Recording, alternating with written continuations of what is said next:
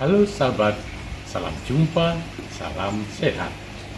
Marilah kita awali seluruh aktivitas sepanjang hari ini dengan doa yang didasarkan pada bacaan hari ini. Doa pagi, Kamis 12 Maret 2026, hari biasa pekan ketiga Prapaskah. Siapa tidak mengumpulkan bersama aku, ia mencerai-beraikannya. Dalam nama Bapa dan Putra dan Roh Kudus. Amin. Bapa, Engkau berseru, dengarkanlah suaraku, maka aku akan menjadi Allahmu.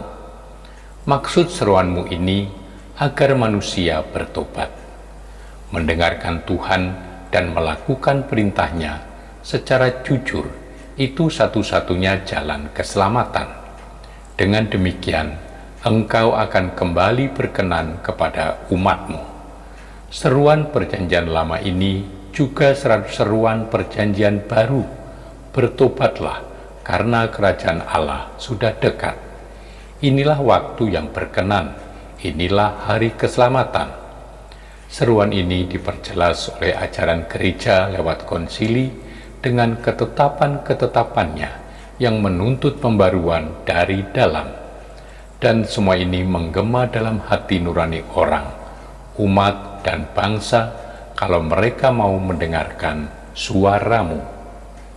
Bapa, Yesus juga berkata, barang siapa tidak melawan kita, ia ada di pihak kita.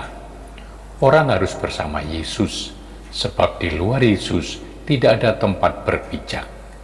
Semua kuasa ada pada Yesus, di dalam Yesus.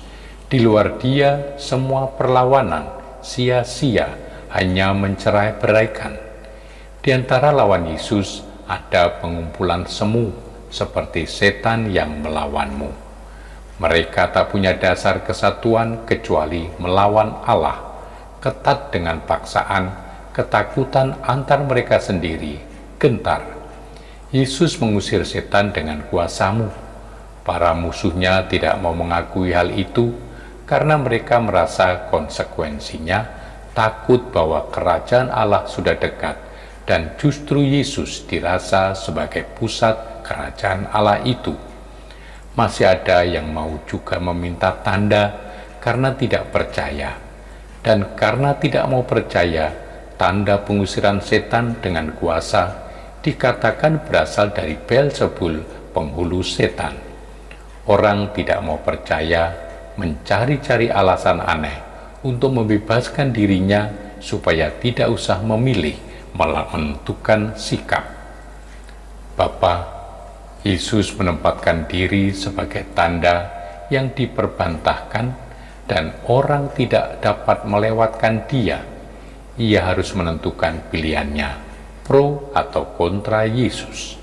Dan Yesus menjatuhkan putusannya, ialah pusat yang menentukan segala. Siapa tidak bersama aku, melawan aku. Dan ia berani menantang perlawanan siapapun juga, sebab ia pasti setiap perlawanan akan hancur musnah menghadapi kuasanya yang mutlak tanpa ada naik bandingnya lagi.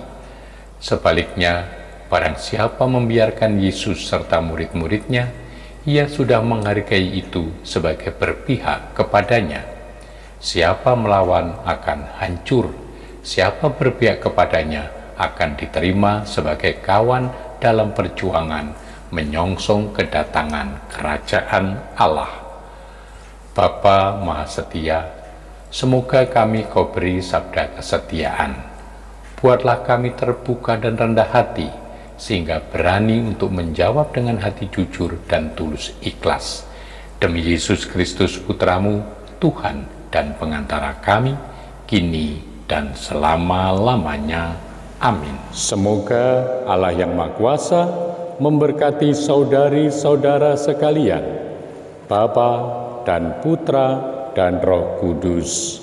Amin.